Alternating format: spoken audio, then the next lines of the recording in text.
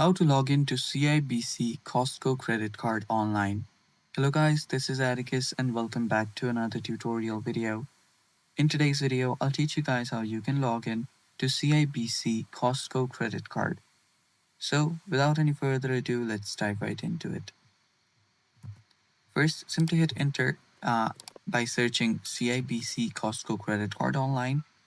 And after you search for that, what you'll then need to do is just head over to this sign on option by CIBC Online Banking.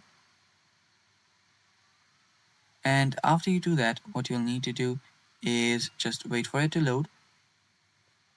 And after it loads, you will find the option where you can simply log in.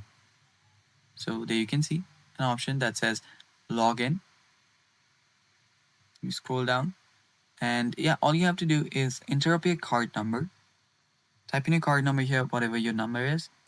Then if you want to make your process easier for the future, simply check this box that says remember this card. Now, finally type in your password, then tap on sign on and you'll get logged in into your CIBC account. And that's basically all for today's video. Thanks for watching. Stay tuned for more upcoming videos and bye-bye. Take care.